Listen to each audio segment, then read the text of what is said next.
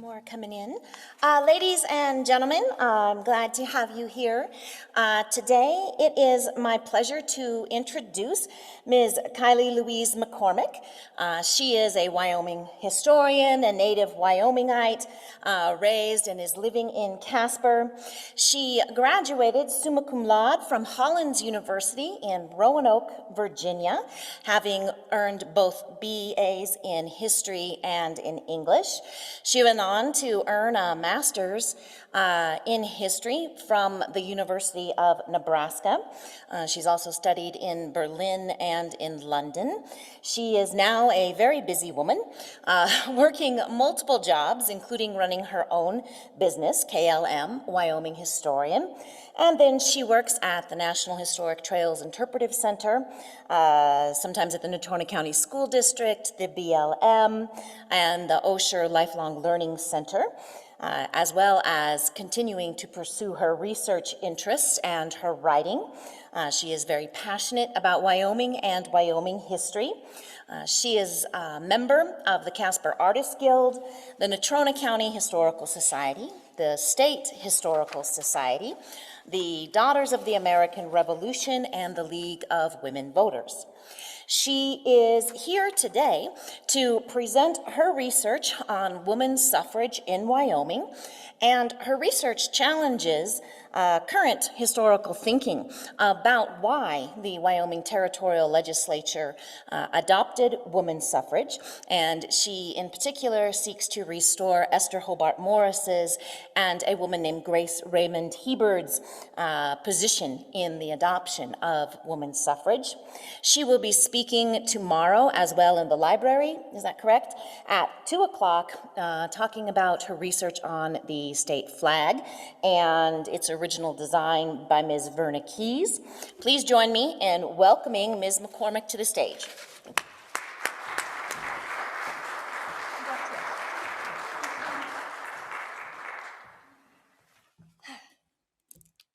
Thank you so much for that warm introduction. And also thank you to Dr. Valerie Anella Mayers for putting together this wonderful event, your excellent technical crew. A thank you to Casper College and to the Wyoming Humanities Council. I am honored to be here today to be celebrating with you all Wyoming's 51 years of freedom, our suffrage story from 1869 to 1920.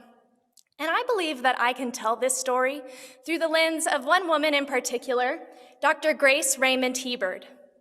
I like to call Dr. Hebert Wyoming's most controversial suffragist. And that became much more clear to me this last year when Wyoming was celebrating the Year of the Woman, and Dr. Hebert was left out of many of the celebrations. In 2019, when I reached out to the League of Women Voters in Laramie to see if they would be interested in putting together an event based on my research on Dr. Hebert and her suffrage efforts, I was given a very friendly warning that reflects Dr. Hebert's current status in Wyoming. I was cautioned. Grace Hebert's contribution is checkered because she spread the inaccurate story that this woman, Esther Hobart Morris, in September 1869, hosted a tea party in South Pass City, where she gathered together the most prominent citizens of Wyoming, or of South Pass, as well as the candidates for the first territorial legislature. And from those candidates, she elicited a promise that if they were to win the election, they would introduce a bill for women's suffrage in the territory of Wyoming. William Bright won the election in South Pass City, and he introduced a bill for women's suffrage and the right to hold office. And on December 10th, 1869, Governor John Campbell signed that bill into law. Now, whether or not that tea party actually took place has been the subject of much debate in Wyoming. Dr. Hebert, of course, did promote this event. However, a historian, T.A. Larson, we've heard about him some today, some of his efforts with the Wyoming Humanities Council. He was also the first man to serve as the head of the history department at the University of Wyoming in the 1940s. Up until that point, that position had always been filled by a woman. T.A. Larson argued that the Tea Party did not happen. More than that, T.A. Larson argued that Esther Morris did not know William Bright before the 1869 Wyoming legislature. Today, most of our secondary sources rest on T.A. Larson. His rhetoric is what dominates our understanding of women's suffrage in Wyoming. And that means that Dr. Grace Raymond Hebert, for the most part, has been forgotten because her contributions are too checkered to be celebrated. And Esther Hobart Morris, the nation's first woman justice of the peace, her accomplishment of justice of the peace is often tempered with this attitude that she has gotten more credit than she deserves when it comes to women's suffrage in Wyoming. In fact, that's actually a scholarly article that was the title of a scholarly article that has been written about Esther Morris. More credit than she deserves. I want to examine Dr. Hebert's contributions to the suffrage movement in Wyoming, as well as to look at how she contributed to this controversy. And at the end of my presentation, I will invite you to ask yourself whether or not Dr. Hebert deserves to be celebrated or forgotten, and if Esther Morris has really gotten more credit than she deserves. Dr. Grace Raymond Hebert is a fascinating suffragist to study. She breaks the mold of your typical suffragist. Your typical suffragist in the United States and in Wyoming is a woman who is a moral reformist. She believes that she is strong in the temperance movement, pushing for the prohibition of alcohol, pushing for child labor laws, believing that women held this moral superiority of the home, and that by participating in the political process, that women would uplift this process. Dr. Hebert, she is not a moral reformer. She does not take a stance on issues such as temperance, for instance. Dr. Hebert, she is a patriotic suffragist. What I have here are her membership papers to the Daughters of the American Revolution. That is a patriotic volunteer organization that Dr. Hebert was heavily involved in. She often used their national platforms as a means of promoting Wyoming and promoting women's suffrage in Wyoming. I use her membership with the Daughters of the American Revolution because it's a wonderful reflection of her politics as a suffragist. She was a patriotic suffragist. She used the language of freedom and liberty, the language that we find echoed in our Revolutionary War, to talk about the citizenship rights of women.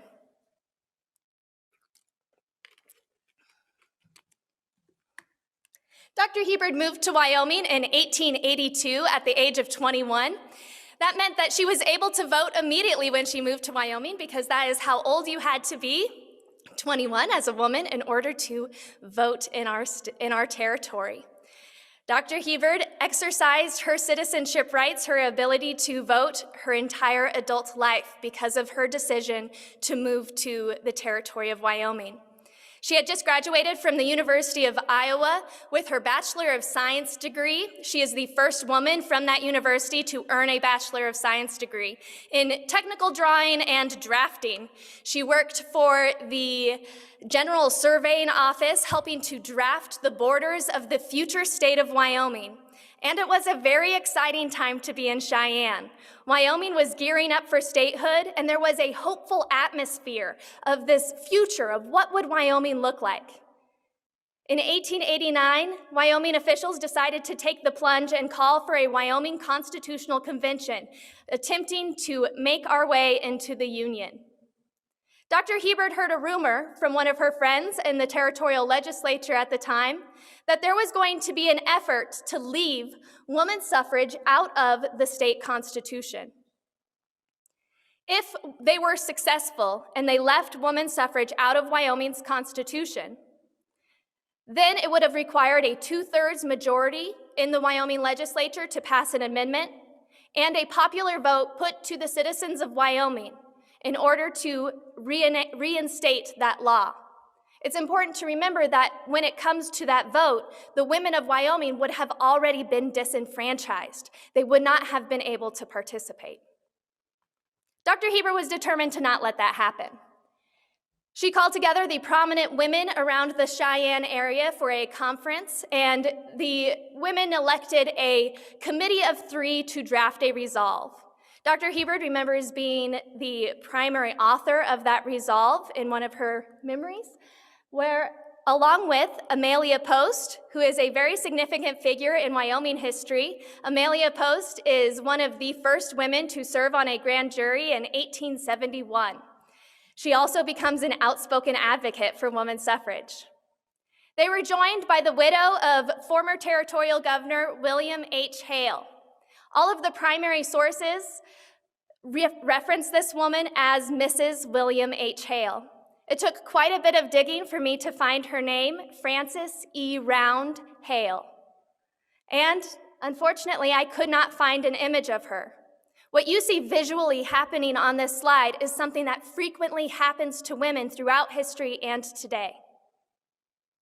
These 3 women drafted a resolve, something that's known as the Ladies' Resolve, which was determined that they would only attempt to send pro-suffrage delegates to the Wyoming Constitutional Convention. And in that endeavor, they were incredibly successful. The women, they were 55 delegates elected to the Constitutional Convention. 49 of them actually attended. Of that 49, there were only a handful that opposed putting women's suffrage into the Constitution. They wanted to leave it out. And from those men who wanted to leave it out, there was only one who actually opposed women's suffrage. The majority of them, their opinion was reflected in the voice of a delegate from Laramie who had previously lived in Nebraska. He argued that while he was living in Nebraska, he was vehemently opposed to women's suffrage. He did not believe in it. And when he saw that the bill had passed in Wyoming, he believed that it was a joke. He saw the national coverage of it, and it confirmed his suspicions that women's suffrage was a joke. Then he moved to Wyoming, and he had a change of heart. He realized that women's suffrage worked, that women were good citizens, and that they deserved a political voice.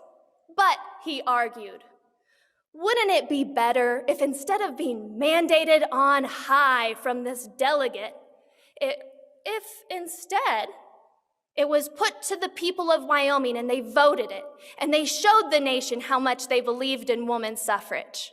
Wouldn't that be better?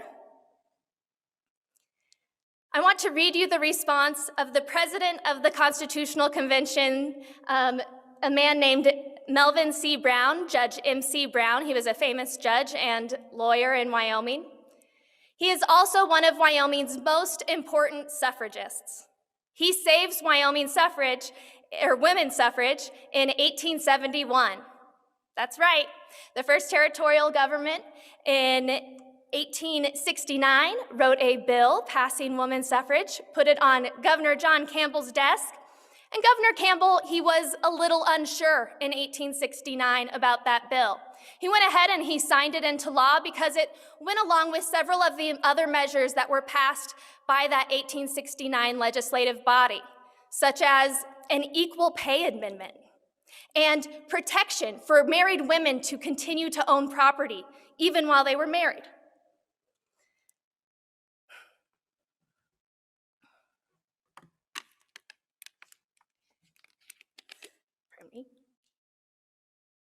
Governor Campbell signed this bill into law in 1869, unsure if it would work. By 1871, he was sure that women's suffrage in Wyoming worked. There we go. He was sure that women's suffrage in Wyoming worked. But the territorial legislature had changed their mind.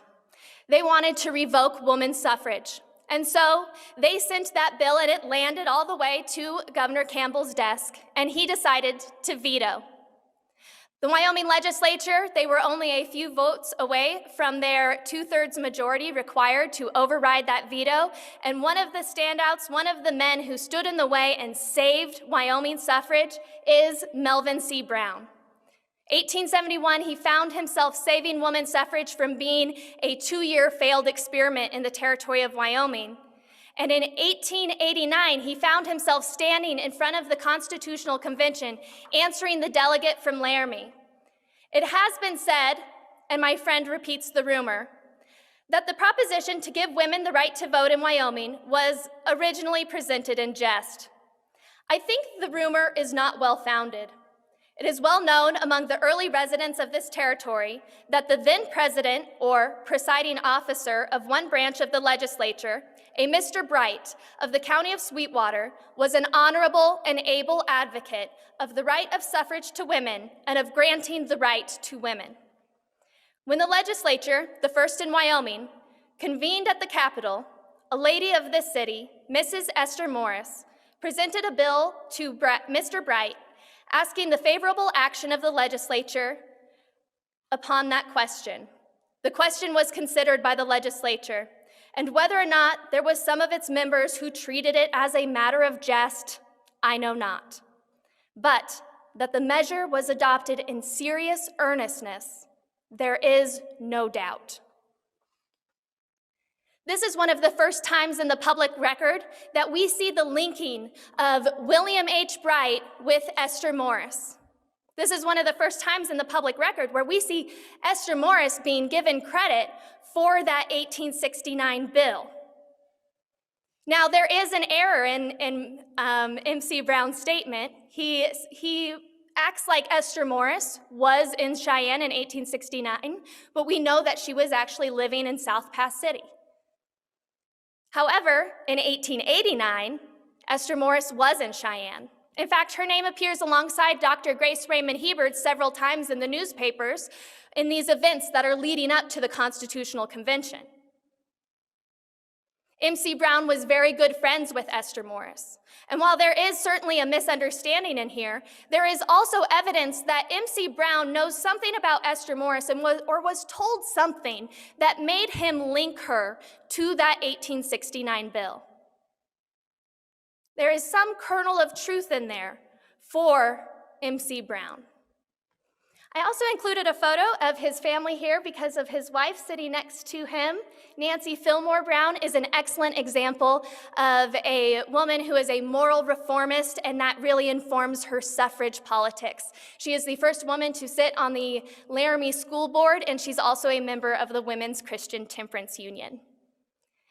Our plea for statehood was successful. Wyoming joined the Union in 1890, the first state in the United States to recognize women's right to vote. We were soon joined by Colorado in 1893 with recognizing women's right to vote. And soon after, 3 years later, Idaho and Utah, maybe, there they are. Idaho and Utah joined us in 1896. This is a popular motif among suffragists in the early 1900s that represent the 4 states where women had full citizenship. Of course, there's other states in the Union, more states than that, but not for women if you wanted to be considered a full citizen. This is also representative of that patriotic view of women's suffrage that Dr. Hebert ascribed to. After Wyoming entered statehood, Dr. Hebert moved to Laramie to work at the University of Wyoming. She did quite a bit of uplifting of the university. I believe that when she started there, they had a repository of a couple hundred books, maybe around 300 books, and she grew that to over 50,000 books within her tenure. She served on the board of trustees as a professor, doing the secretary for correspondence schools, uplifting the university in any way that she knew how. She is the first woman, or the first professor at the university to start a history class that focused on the history of Wyoming.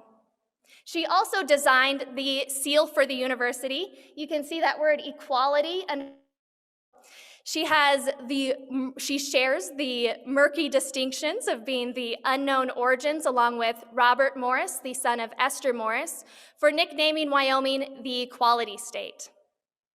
Dr. Hebert did more than uplift the university, though. She also was constantly working to uplift Wyoming.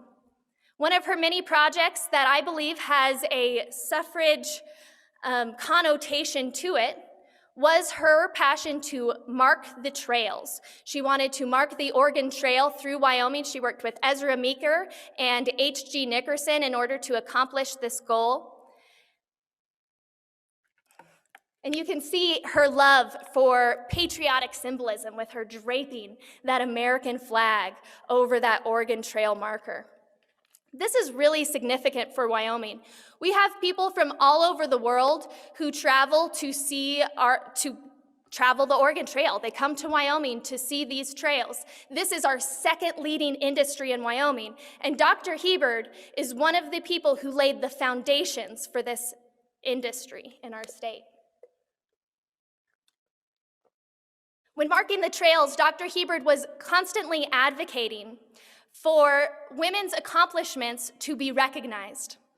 If you pull out a state highway map today, you are going to see that Eliza Spalding and Elizabeth Whitman still have a notation on our map because Dr. Hebard was advocating for a monument to be placed in honor of the first 2 white women to cross the Continental Divide. And there is still a monument there today, just outside of South Pass. She also advocated for a monument to be put up to Esther Morris. And this is her first temporary monument. This is the only monument that Dr. Hebard is dictating the language on this monument. She says she is honoring Esther Morris as the first female justice of the peace, saying first justice and then the law. She does not mention whether or not Esther Morris had any influence on William Bright. Later on, H.G. Nickerson would replace this monument with another that called Esther Morris the author of women's suffrage in Wyoming. H.G. Nickerson, besides being Dr. Hebard's partner in crime when it came to establishing the trails, marking the trails in Wyoming, was also the loser in the 1869 legislative race against William Bright.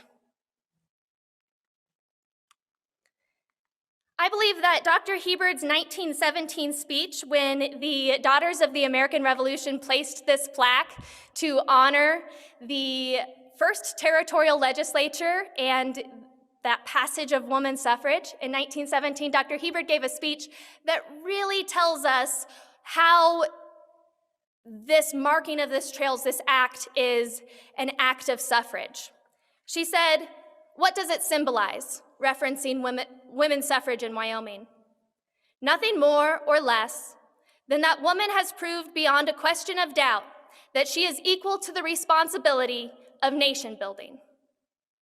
By recognizing the women who took part in Western expansion, Dr. Hebard was saying that the upbuilding of the United States would not have been possible without women. That the citizenship of women was important to building the nation. One of the arguments that is put forward by T.A. Larson when it comes to women's suffrage is that there was a push in Wyoming amongst Wyoming suffragists to downplay women holding office. And the reason that T.A. Larson walks away with this impression, I believe, is because he was mostly focused on men, the male advocates for women's suffrage in Wyoming. And the men of Wyoming, they were very concerned with letting the other men of the nation know that their women were still very ladylike. Ambition was considered an exceedingly masculine trait. It was something that would de-sex a woman and make her seem more manly. The men of Wyoming wanted to assure the rest of the nation that their women were not ambitious. Their women were still extremely feminine and not interested in running for political office. Dr. Hebard is a different suffragist. She did not downplay women holding office. In fact, she promoted quite a few stories on the national stage. She was a frequent correspondent with several suffrage magazines, including this one, The Woman's Citizen. I love this letter that they wrote her, calling her a star contributing editor, that she gives them more information than most, and all of it good. Dr. Hebard wrote several stories for the Woman's Citizen, and she gathered quite a bit of testimony about women in Wyoming, including a mayor in Grable, a woman who ran for mayor so she could chase the KKK out of Grable, or a woman in Cokeville who ran so she could put an end to the political machine that had taken over her town. Dr. Hebert even corresponded with a female sheriff in Wyoming who had to delay taking a prisoner to the state penitentiary because of a blizzard. Dr. Hebert wasn't hiding these women.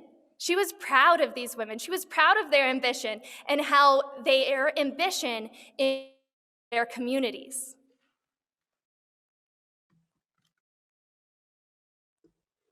In June 1919, the national movement for women's suffrage received a wonderful success. The Susan B. Anthony bill had passed through Congress. That is the nickname that was given to the 19th Amendment, which would recognize women's right to vote on the federal level. There were 47 states in the Union at the time, which meant that there would need to be 36 states in order to ratify. The president of the National American Women's Suffrage Association, Carrie Chapman Catt, featured there, had a winning plan that started with the soft states, the states that had already established suffrage, such as Wyoming, move on to the states that had partial laws in place, and then finally to the states where they had good advocacy networks but hadn't made much success yet. Carrie Chapman Catt is a close friend of Dr. Grace Raymond Hebert.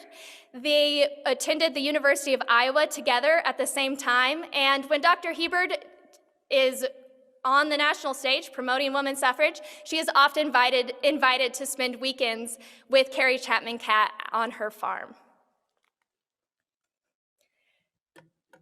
It was assumed that Wyoming would be an easy get for the ratification of the 19th Amendment. It would have been ideal if we could have been the first to ratify, I think, because we were the first territory, the first state, and first to ratify. That would have been wonderful, but also impossible, because our Wyoming legislative body only meets in odd years to do business, and the legislative body had finished their business for the year by June 1919. They were not scheduled to meet again until 1921.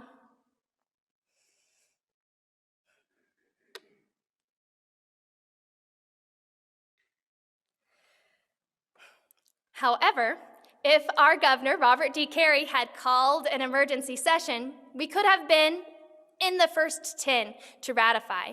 We couldn't have been the first one because there were other states who had their legislative bodies in session, and they passed that, they ratified it the very next day. But we could have been in the first 10. But Governor Carey, he was slow to want to ratify. He received several letters, one from someone who we still celebrate today quite frequently. Teresa Jenkins wrote to Robert D. Carey, and she received a very personable response that if for no other reason than that you have asked me to do this, I would call this session.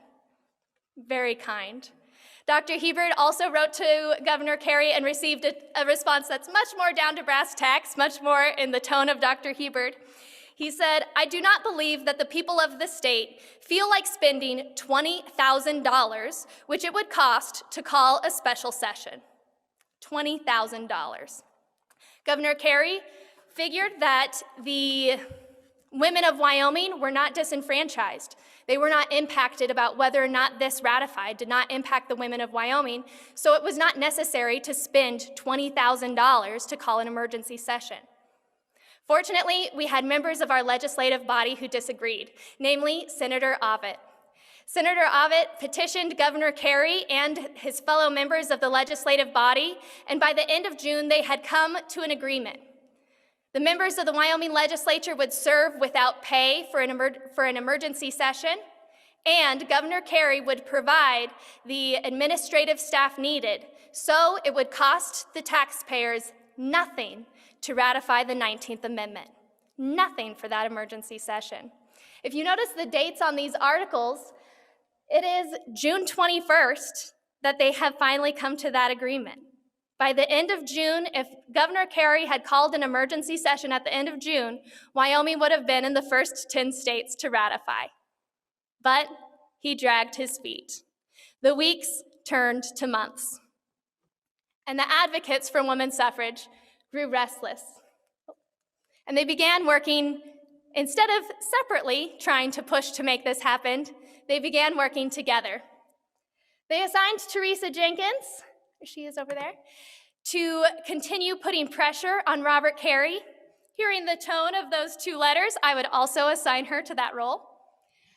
While Eunice G. Anderson, she is our state historian at the time and a woman who I would love to learn more about, just a really fascinating person at this period of time, and Dr. Hebard worked together to organize an event in November where they had Carrie Chapman Catt come and give a speech, her famous speech, Wake Up America. And after each point in Wake Up America, Carrie Chapman Catt punctuated, and Wyoming has still not ratified.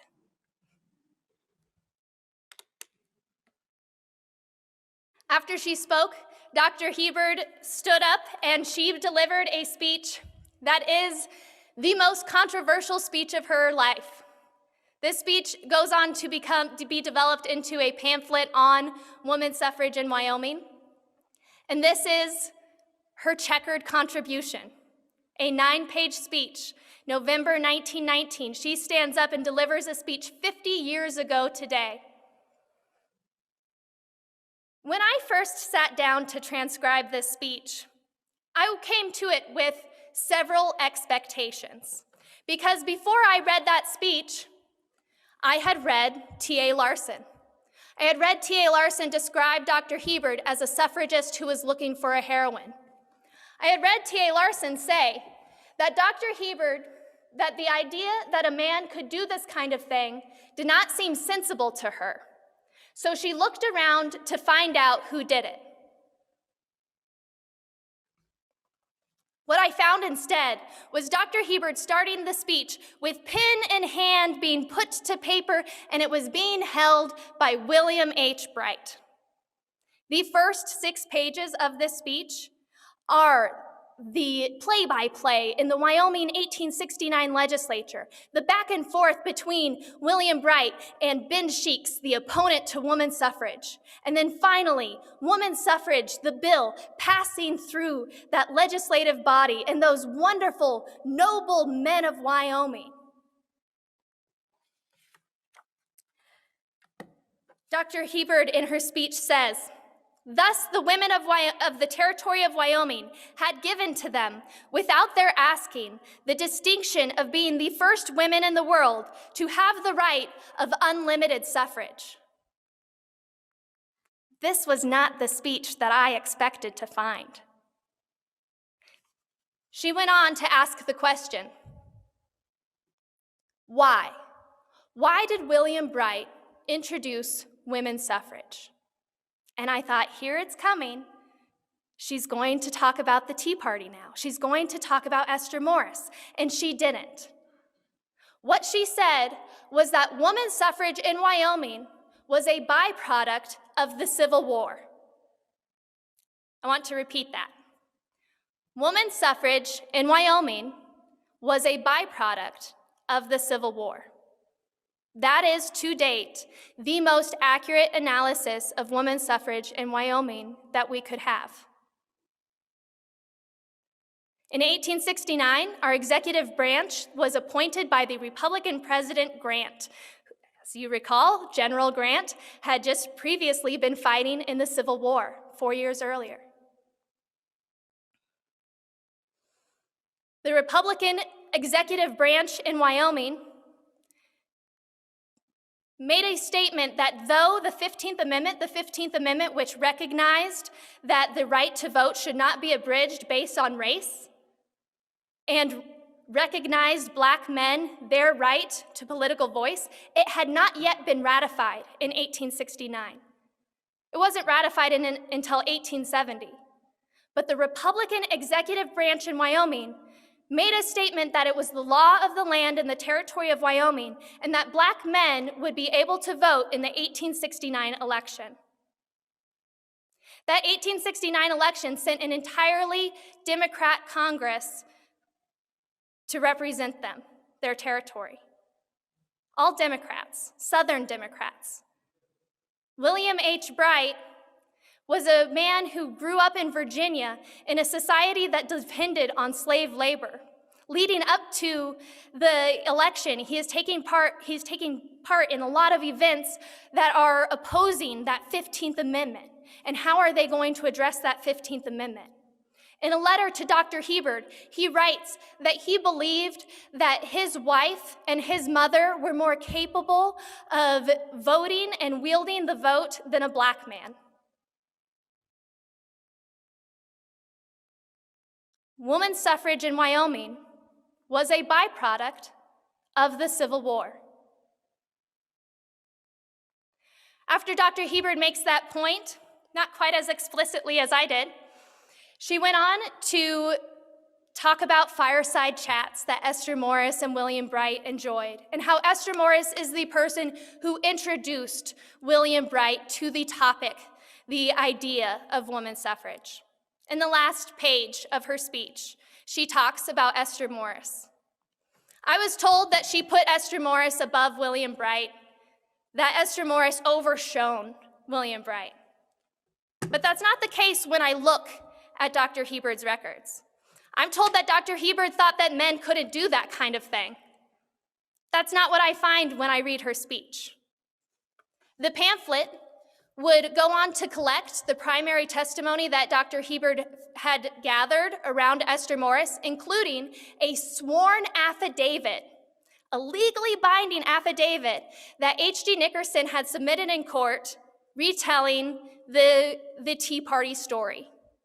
The Tea Party story, it is traced back to that affidavit that H.G. Nickerson submitted, and whether or not you believe the Tea Party story specifically depends on whether or not you believe H.G. Nickerson.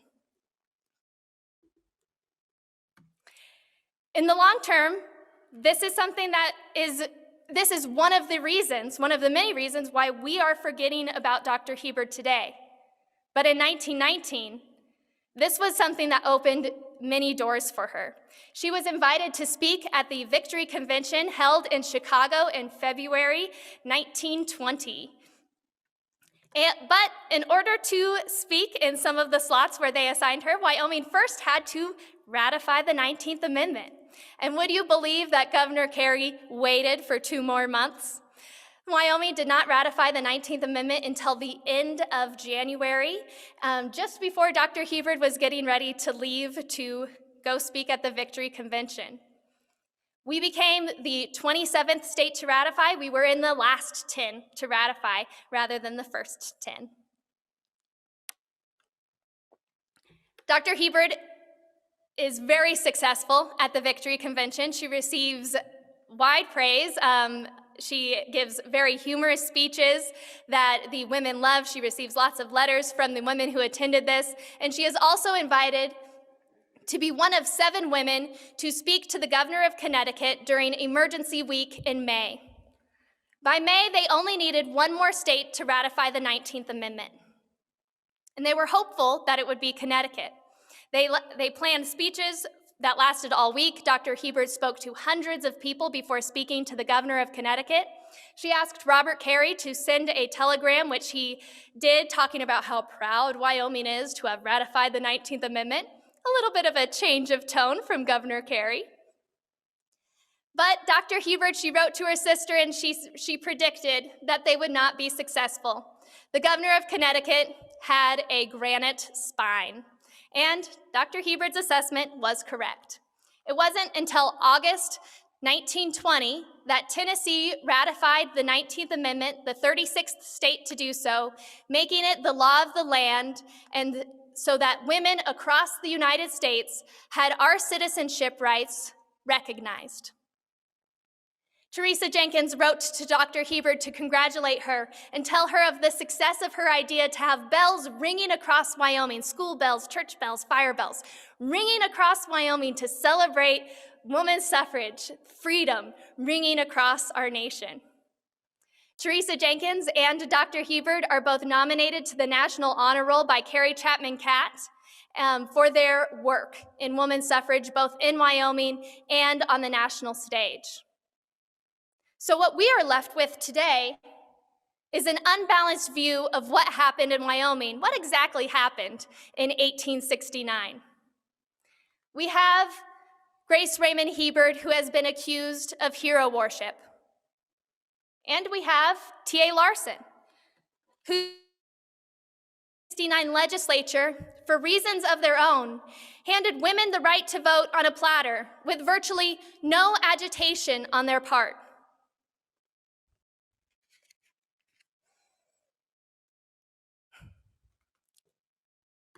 Fortunately for us, we have some more recent evidence that is coming to light. There's a wonderful book that I would encourage everybody to read. This is by far the best to-date scholarship on Esther Morris. This is by Catherine Swim Cummings. It is the culmination of decades of research, entitled Esther Hobart Morris, the unembellished story of the nation's first female judge. An excellent book. Catherine Swim Cummings did the work. Before I read this book, things like statements such as Esther Morris knew Susan B. Anthony was considered a rumor and a highly suspect one at that. After reading this book, and after reading her evidence that she gathered, we know that Esther Hobart Morris, before moving to Wyoming in 1869, lived in New York City with her niece, Libby, who was working as the private secretary to Susan B. Anthony while they published The Revolution, the first woman suffrage publication in the United States. Esther Morris carried this rhetoric with her to South Pass City. The testimony gathered by Dr. Hebert recalls Esther Morris as being an outspoken advocate, that anyone who would listen to her, she would tell you about woman suffrage and try to convince you of its worth. So I believe that we're left with the two people in question, Esther Morris and William Bright. What did they say happened in 1869? On her part, Esther Morris said, "So far as woman suffrage has progressed in the territory, we are entirely indebted to men." And in many ways, she's correct. There were no women serving in that territorial legislature. These are laws that had to be written and passed by men because women were disenfranchised. This quote also contains quite a heavy scoop of modesty, though. I've read other interviews of Esther Morris where she talks about being appointed to being the first woman to serve as Justice of the Peace in the United States. And she says that the previous justice was a drunk, so they had to appoint a woman. Very modest, because what Catherine Swim Cummings' evidence shows is that Esther Morris marched into a saloon and applied for that job. That's not anything that you are going to find in one of her interviews, because ambition was masculine. And everyone, all of the memories of people who actually knew Esther Morris remember her as an extremely feminine, proper lady. Esther Morris is not going to get up on a public stage and be ambitious. She's not going to take credit for influencing someone to make a decision. She is going to congratulate them and thank them for making the choice that they did. So what about William Bright? What did he say? According to T.A. Larson, William Bright didn't have much to say. He says, Mr. Bright never conceded, as far as we know, that Mrs. Morris influenced him. He goes on. He's more specific. Esther Morris, she passed away in 1902. Her son, Robert Morris, proclaimed her the mother of woman suffrage. And T.A. Larson wondered, what would William Bright have thought if he had known that his legacy was being supplanted by Esther Morris? That his accomplishment was being given credit to her instead of him. What would he have thought in 1902? Well, I am very excited to tell you what William Bright thought in 1902, thanks to a speech that he gave at the National Woman Suffrage Convention in 1902. He says, "It has been reported that woman suffrage in Wyoming was granted as a joke. That bill was introduced in all seriousness. I thought my wife was superior to any convict or lunatic in Wyoming, and Mrs. Esther Morris had loaded me down with women's suffrage before I went to the legislature. I had never thought much about it before knowing her. We know the argument that convinced William Bright that women's suffrage was correct. And now, thanks to this speech, we also know the woman who argued it, the woman who convinced him, was Esther Morris. I was willing to give T.A. Larson the benefit of the doubt because I had read that quote. Mr. Bright never conceded, as far as we know, that Mrs. Morris influenced him. But when I started looking in T.A. Larson's papers, I discovered that he had a copy of this speech. T.A. Larson ignored this evidence. And because he ignored this evidence, Dr. Grace Raymond Hebard is being forgotten in Wyoming. And Esther Morris, we are saying that she is getting more credit than she deserved. In my opinion, this speech makes Esther Morris the first successful advocate for women's suffrage in the United States. We don't know why T.A. Larson ignored this evidence, but what we can decide is what we are going to do. Are we going to celebrate Dr. Hebard or forget her? Are we going to honor Esther Morris or continue to say that she got more than she deserved? Thank you.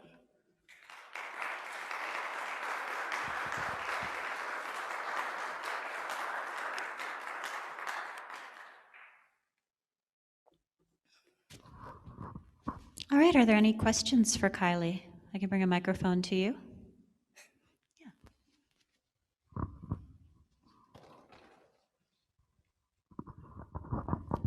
Thank you. Very much enjoyed your presentation.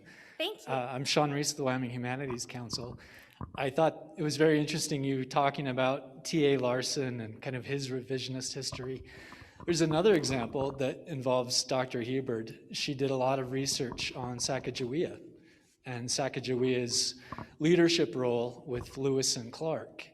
And through oral histories and her own historical work, she identified the gravesite of Sacagawea in Wyoming.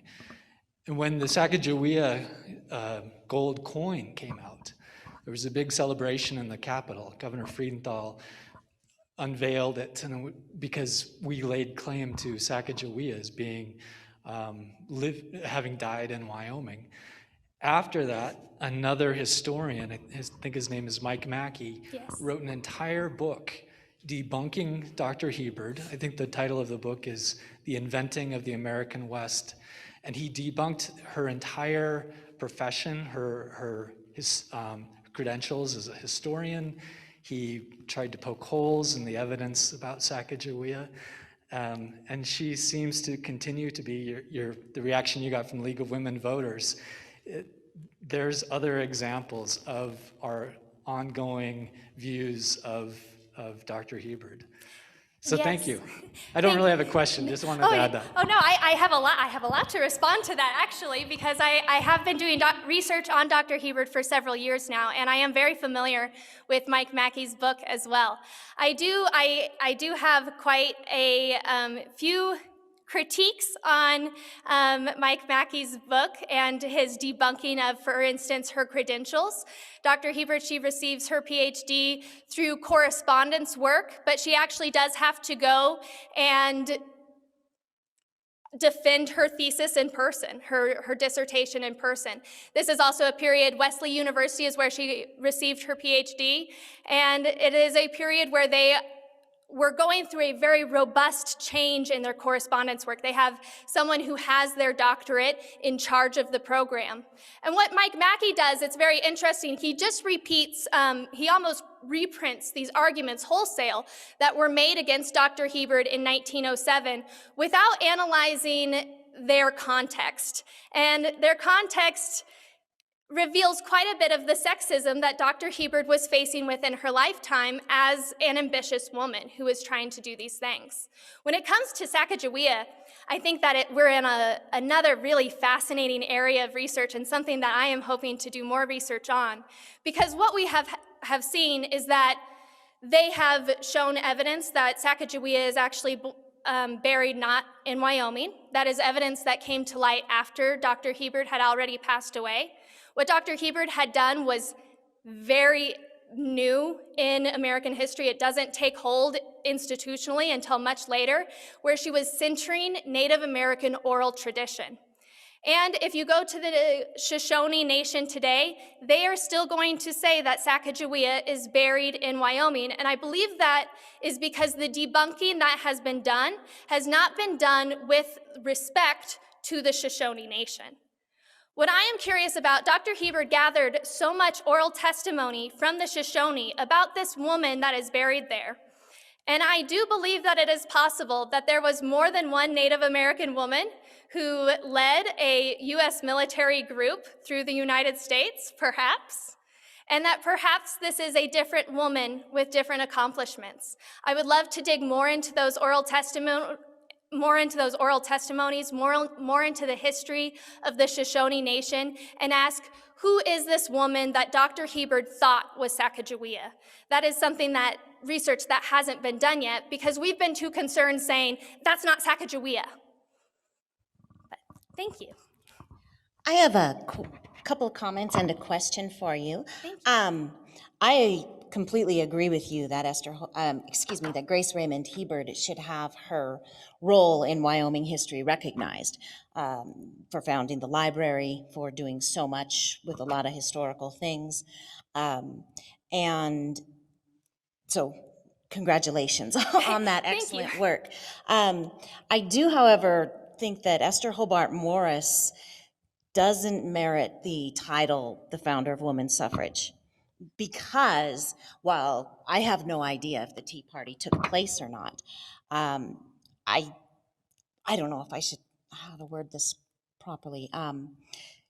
If she did influence William Bright, and it's very likely she did she know Edward Lee, the Territorial Secretary of State, did you come across anything about Lee and Bright talking about this? Because they discussed what bills to introduce beforehand, and Lee had every intention of convincing them to have the women's suffrage bill.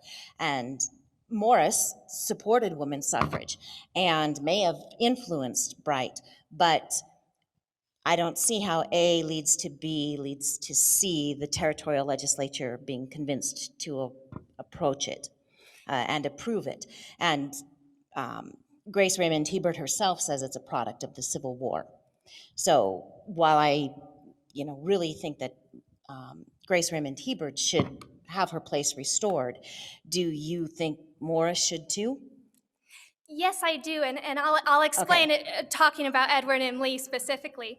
I think that is the most convincing part of T.A. Larson's analysis of women's suffrage in Wyoming, is that the Secretary, Edward M. Lee, had some influence and perhaps was the actual author of that bill. That is the most convincing part of T.A. Larson's argument. But the issue with that is that Edward M. Lee was in Cheyenne, and he needed to have open ears, a willing audience, someone who would be willing to actually submit that bill. And how do you get somebody who is already convinced of women's suffrage, someone who already believes in it? William Bright was that man. He came to Cheyenne primed for women's suffrage, and he admits in that speech that he didn't know anything about women's suffrage until he met Esther Morris, that she is the one who loaded him down with the stuff before he went to the legislature. So Esther Morris is the one who convinces William Bright that this is correct. William Bright. That Edward M. Lee is not, he perhaps behind the scenes is talking to the men of the legislature, but if you look at where the opposition for women's suffrage is coming from, it is also coming from South Pass City.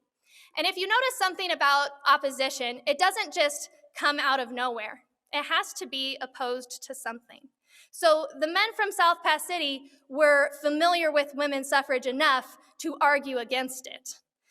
which goes again to speak to Esther Morris, who we have several primary sources that recall her as being an outspoken advocate for women's suffrage in South Pass City, talking to absolutely everyone that she was able. And we also know the argument that convinced William Bright. The argument that convinces the Wyoming Territorial Legislature to pass women's suffrage in 1869 is largely one that is going to increase the population in Wyoming. That's not really the argument that convinces William Bright. The argument that convinces him is one that is based more so in race and in response to the 15th Amendment. And I believe that that's coming from Esther Morris.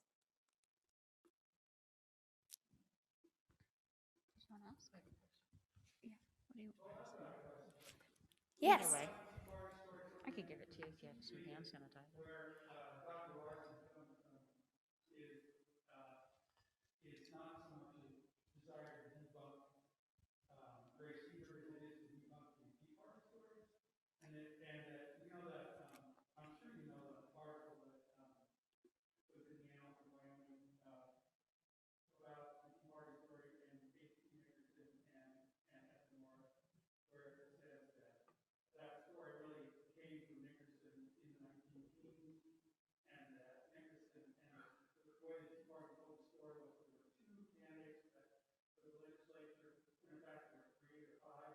I think there are 6.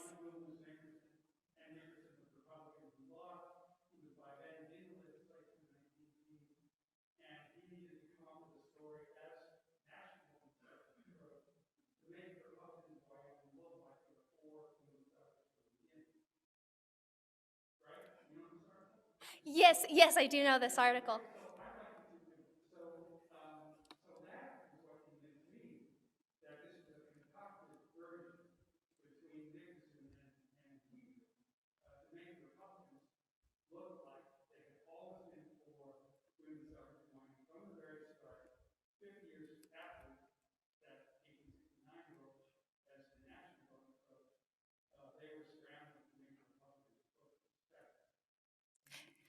Dr. Grace Raymond Hebert, oh, sorry.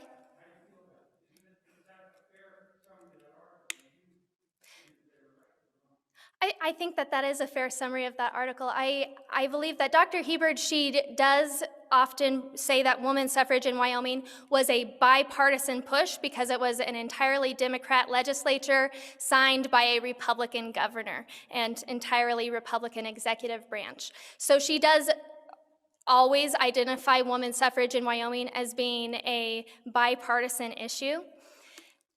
I am less convinced as to the conniving behind H.G. Nickerson and Dr. Hebert. I haven't seen evidence for them inventing history as much. H.G. Nickerson and his motivations, I do believe that 1919, that is coming quite a long time, 50 years after 1869. He does take steps to make sure that that is going to be taken very seriously by making that an actual affidavit that he submits in court. Do I believe that the Tea Party took place? I'm not entirely convinced. I would need a lot more evidence to corroborate that such an event took place. What I do believe is that Esther Morris and William Bright were friends before the 1869 legislature, that they knew each other well. I think that when I first read Dr. Hebert describing the fireside chats that the Bright family and Morris family shared, I thought that that was made up, that that was no way that that was true. But the more that I have read evidence to the contrary, or evidence about Esther Morris that I had previously unknown or didn't know, the more I'm convinced that maybe there was some truth in what Dr. Hebert was saying. That Dr. Hebert knew Esther Morris. She knew Robert Morris. A lot of this testimony is coming from the Morris family. I need more hard evidence that mixing up all my names. I need more hard evidence that H.D. Nickerson and Grace Raymond Hebert connived together to invent the Tea Party story before I assign them that.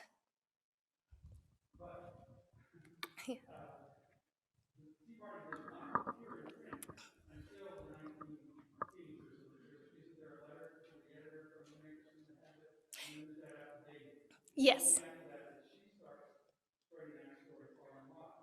Yes.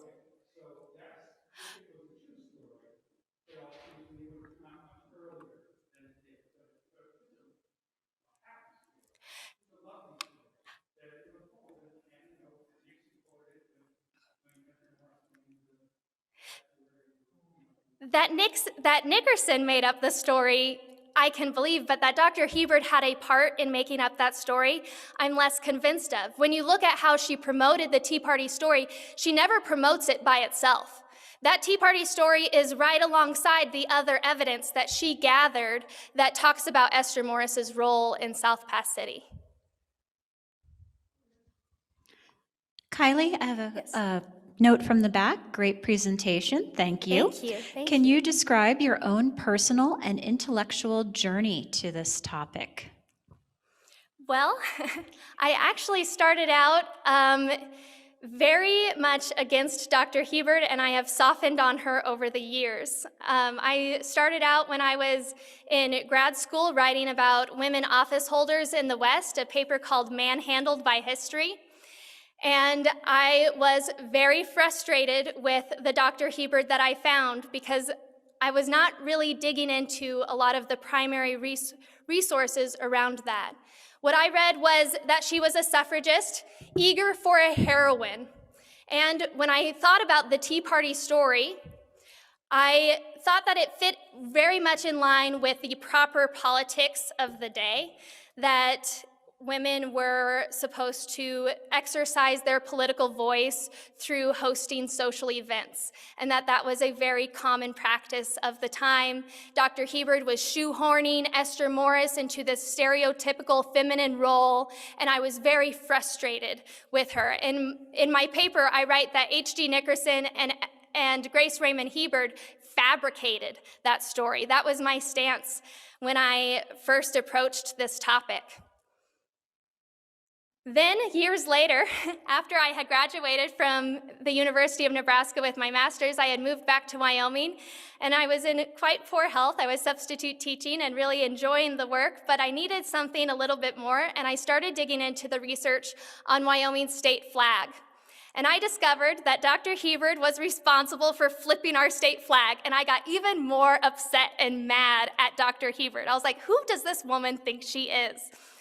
And that started my journey in researching her papers. I have been slowly but surely transcribing her letters ever since and going through, and I must say that actually reading her letters, actually reading her evidence, and doing the work, not taking someone else's word for it, but actually doing the work, that I have softened on her quite a bit. Thank you. And I'm just really enjoying the journey right now. I believe that Dr. Hebert has opened a lot of opportunities for me, that we can really teach quite a bit of Wyoming history just through the lens of the work that she did. And some of it, I do agree that we need to continue to be critical of her and carry that critical eye. But I do believe that in Wyoming, our current status on Dr. Hebert, we've taken it a little bit too far.